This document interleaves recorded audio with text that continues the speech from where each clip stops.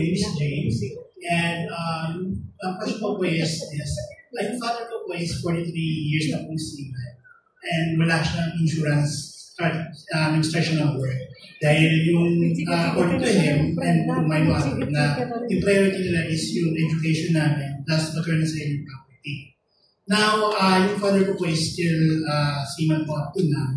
Dahil sabi niya po niya na hanggang nakakapala sa medical, sige lang, kasi kailangan nila mag-ipon for both of them, for my mom and my dad. Now, my question is, in global Pinoy po ba, can I recommend to my father na senior citizen? Kasi, di ba po, may mga times po, may mga in reality po na may mga OFW na senior kasi nakapasa pa, kailangan mag-work kasi for their future, for the past ng dalawa. So, can we recommend global Pinoy na senior citizen? So, marami pong products si Sun Life, hindi lang naman po itong OFW Health Protect. Pero ang senior citizen, hindi po ibig sabihin na hindi na-insure ni Sun Life. So, depende po sa produkto. Ang proseso lang po ay, of course, unang-una, kumausap po sa isang Sun Life Financial Advisor. Tapos dun po, kung sabi naman po ninyo ay si father ay healthy, ibig sabihin po ay baka po malaki yung chance niya na magkaroon ng insurance. So, yun po yung unang proseso, kausapin ng isang financial advisor. Yung financial advisor po ni Sun Life, train po sila to do a financial needs analysis. So, ibig sabihin, ang unang tanong po kay father ay, sa tingin niyo po ba, magkano po ba yung kakailanganin niyo na coverage? So, yung coverage na po yun, magagaling po yun sa pagko-compute ng expenses, ano yung target niyang retirement fund, ano yung target niya na health coverage. Pagkatapos po nun, i-assess po siya kung anong magandang produkto na babagay doon sa kanyang goal. Pagkatapos po ng proseso na yon, ang nangyayari po, syempre kahit katulad ng ibang insurance products, meron pong application. And then yung application po, pag sinabit po sa Sun Life, doon po natin i-assess kung ma-approve siya or hindi sa isang insurance policy. Do you have a follow-up question, sir? Okay, so kumbaga parang very customized and specially catered, no? It's, even for senior citizens. Okay, ma'am, you have a question? Sorry ma'am, can we entertain muna natin si ma'am kasi kanina pa rin nag-raise si ma'am. Actually, this is more of a testimonial test question. Okay, I'm Roriza. I'm 56 years old. I have 5 kids with 2 Sun Life insurance each. Okay, kasi yun yung naging mindset ko na every time mag-graduate sila, yun na yung nire-regalo ko. So, kung kaya nilang bayaran, sila mag-continue. Sabi nga, sa parents, siguro din talaga nag-uumpisa. Kung hindi na nila kaya, syempre, sasalo tayo. And me, myself, I have 2. Hindi lang insurance, I have 1 na hindi lang importante ng insurance. Meron din sila kasing insurance na pag nagkasakit tayo, yung hospitalization. Sorry. Okay. For my question is, ito bang health and financial wellness nila is the same as yung mga insurance natin that has, sabi nyo nga may investment. Tapos yung second question ko is medyo more of myself din na after ko bayaran, kasi di ba 10 years yan, after ko siya bayaran, tapos may PUL siya, how much do I need to pay para ma-maintain yung insurance ko pa rin habang kumikita pa rin yung PUL ko? Okay, so dahil medyo customized na po yun sa inyo, ma'am, siguro tatry ko siyang sagutin na mas generic as possible. Okay, so sa Sun Life po, iba-iba po yung klase ng insurance. So may insurance na pangpatay, may insurance na may investment component, may insurance na may guaranteed savings component. So at meron din po insurance na pang critical illness o malubhang sakit. So yun po yung 4 na klase ng life insurance. Doon po sa tanong ninyo with regards po VUL, yung insurance na may investment component, depende po yun kung ano yung pinili nyo na fund. So, medyo technical na po ito, pero yung fund kasi, nakatayo po siya sa market movement. So, meaning kung nakikita nyo sa news, yung stock market, yung bond market, nakikita nyo, di ba, very volatile. Now, ito pong VUL, ang goal and objective po talaga nito is mabigyan po ng insurance coverage yung mga policy holders sa maliit na halaga. So, ang ibig sabihin po nun ay ang main objective talaga niya is for insurance coverage. Bonus na lang yung investment component o yung paglago ng pera. Kung maganda po yung market, Sa swerte rin po tayo, ibig sabihin, mag-earn po ng fund value. Yun nga lang po, unlike yung ibang insurance natin, hindi po guaranteed yung benefit, no fund value. Pero, kahit hindi po guaranteed yung fund value, ang guaranteed po ay yung insurance coverage na pangpatay. So, yun po yung ibig sabihin ng VUL. Pero yung sa kanila, like kasi meron din ako mga OFW na kapatid, ganun din, may portion na napupunta sa investment. So lahat po ng VUL, ganun po ang klase ng paano nag-work yung produktong po. Sure, may VUL option even for the OFWs na mga mag-aaral ng program. Yes. Any OFW can also get for themselves a VUL policy. At maraming salamat po sa istorya niyo na i-share kanina. So in short, para lang din sa awareness ng lahat, yung VUL, it's the investment component ng ating mga insurance policy. Insurance plus investment. Yeah. Okay, ma'am, go ahead. Okay, si Mrs. Stella naman. Sandali lang. Can I just encourage everyone in the audience, lalo na kung OFW kayo, just approach the Sun Life agents to inquire. Di naman kailangan bumili, wala namang commitment yan kaagad. Magtanong lang kayo, ano ba yung goal nyo sa buhay? Ano budget nyo? Ganun lang naman po eh. Pag nag-inquire sa agent, sasabihin nyo na kagad, nag-i-inquire pa lang ako ha. Hindi ko pa sure kung bibili ako. Pero ito goal ko, ito budget ko, ito edad ko. Para lang mas ma-educate tayo. Hindi lang sa generic na kailangan natin mag-ipon. Alam na natin yan eh. Kailangan natin mag-ipon, kailangan natin maghanda para sa retirement. Sabihin nyo na yung goal nyo, sabihin nyo yung kaya nyong amount. Tapos alamin nyo lang what's out there. Tapos kung ayaw nyo na makulitan kayo, kasi feeling ko yun yung mga takot, kaya ayaw mag-inquire. Tama po ako, sino dito yung, kaya ayaw mag-inquire kasi di alam kung afford. Hindi alam kung pwede pa kasi baka senior citizen na ako, overage na ako. Meron pa yun, pangpatay lang yan. Meron pa yung baka kulitin ako after budulin ako, ganyan. So pwede nyo naman sabihin dun sa Sun Life agent na pwede mag-text muna bago tumawag or pwedeng hintayin nyo na lang na ako yung mag-text sa inyo. Pwede namang sabihin ng ganon. I think mababait naman yung mga Sun Life agent natin sa likod. So I'd like to encourage everyone and as a sign lang din of my own personal commitment, maski ako mag-i-inquire ako sa Sun Life mamaya. Just to know, ano na yung bagong mga products ngayon ng Sun Life. If I were to just recommend, di ba, takot tayo sa pagkapatay, tapos meron pa yung parang, paano naman yung retirement, pag-iipon. Pero huwag niyo po kalimutan yung health. Kasi yung health, usually yan yung hindi natin na-prepare. Pero maski gaano kayo ng ipon, kung may critical illness kayo, ubus yan. Sa gastos dito sa Pilipinas. So just include that when you inquire with the agents sa likod, with the financial advisors. Kasi hindi lang naman sila nagbebenta, they will advise you. Ito po yung mga bagay sa budget nyo, sa edad nyo, etc. Okay po? So try nyo lang later mag-inquire if possible. Yun lang po. So based from experience, very respectful ang mga Sun Life agent. Ganun yung agent ko, mabait, hindi makulit. Diba? Okay. So, also, tama din yung sinabi kanina ni ma'am, invest lang, magtanong lang, wala namang mali kung magtatanong. Diba? Okay, ma'am? Thank you. Gina Espinosa ng kaibigan ng OCW. Anyway, so yung mga OFW kasi, alam naman natin lahat na merong OWA insurance, may mandatory insurance, tapos yung iba pa nga, pagdating doon sa country of destination, may insurance din. Lahat naman yun, may life, may accident. Tapos, meron din tayong filter dito, Anyway, so, ang sa akin lang, maraming OFW kasi, 2 years of contract. Although, yun na nga, gusto nila mag-invest, etc. Or, kasi napakalaking bagay dito yung health para sa mga OFW. 2 years lang yung contract. Yung iba kasi hindi na nakakapag-renew. Mas marami yung ganun. Kung makapag-renew, kung makaalis man sila ulit, pero ilang taon pa yung bibilangin. So, ang question lang, meron bang product na para sana pang 2 years man lang sa worker at kung paano nila makukulit? Thank you.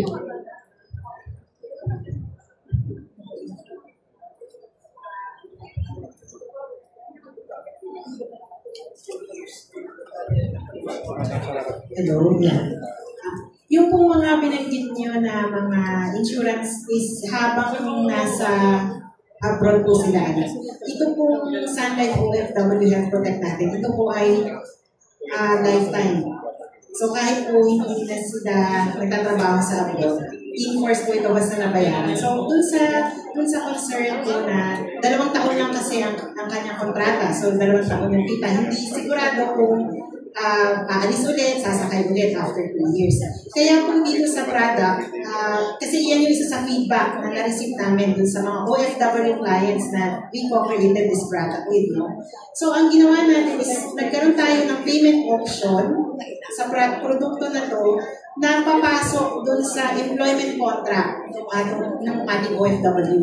So, pag nakausap niyo po yung mga financial advisors namin, mapapakita po nila sa inyo na ano ba yung babayaran ko kung halimbawa 6 months lang yung kontrata, ano yung pwedeng produkto, magkano yung babayaran ko. Paano kung 9 months, magkano naman siya?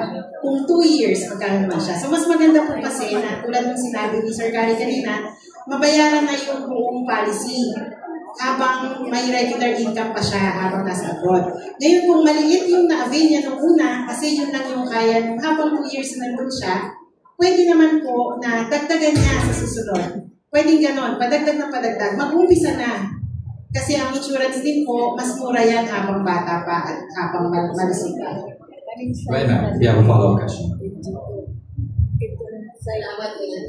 Yun nga yung concern ko. 2 years yung contract niya, so sabi niyo may package pa rin. Tapos sabi niyo pwede din i-continue.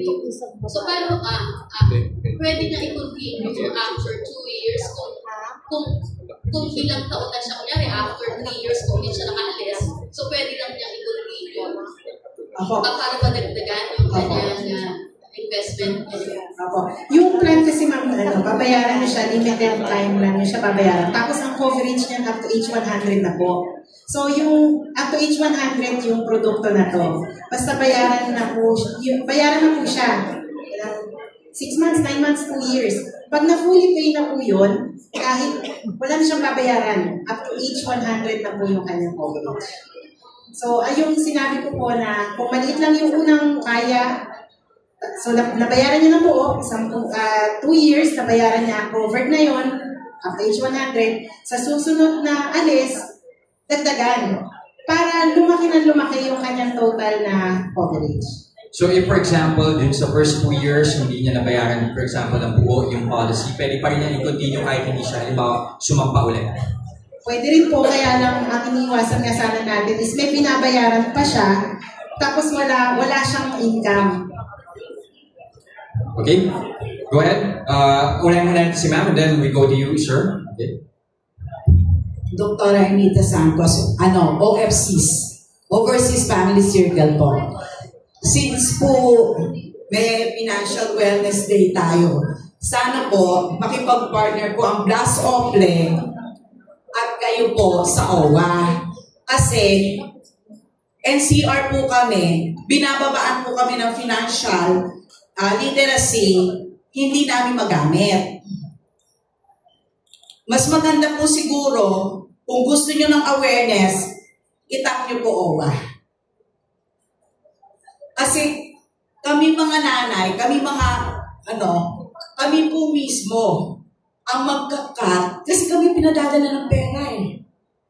So, ang OFW mismo, hindi nagbibigay ng ganyan. Sa amin po pinadadala yung pera, kami po ang magbabayad. So, dapat sa amin po ipaliwanag. Kung pwede lang po yun. Tapos, isa pa na lang po. Tama po si Ma'am Estelle. Yung anak ko rin po, in-insured din po ako. Sabi ko kasi sa mga anak ko, ayoko po na mamatay ng mahirap. Yung pinampak po na ganon, ayoko nun. Pagkasabi ko po nun, ang anak ko po, in-insured ako. And yung bunso kong anak, nasa Sun Life po. I think you wanted to answer, Mrs. Steph?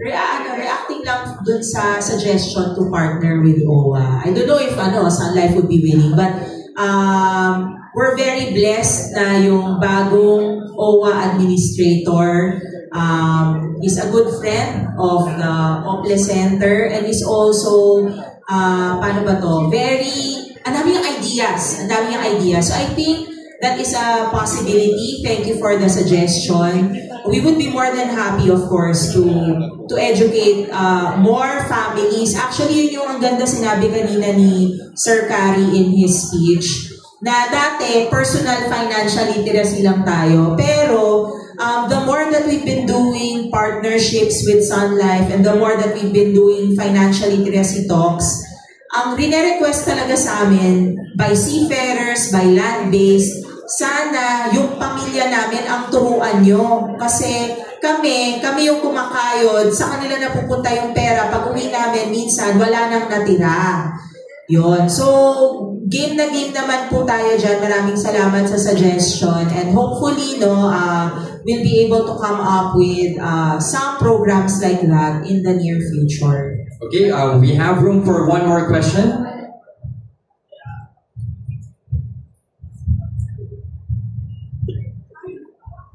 I'm Pastor Jerry Labonete. Meron din kami mga OFW ministry sa Hong Kong with Pastor Gron, mga nakalipas, at sa Dubai din. At ako ay nagpapasok din sa Pasay, most of our members are OFW and seaman. At tanong ko lang, yung follow-up question ko lang doon, kung sakaling nakahulog ka na, kalimitin kasi ng contract, mga 2 years, at yung mga seaman naman, mga 9 months lang, nakahulog ka ng 9 months o kaya 2 years, maglalapse ba yung hulog mo, makakancel o mabubuhay yung payment?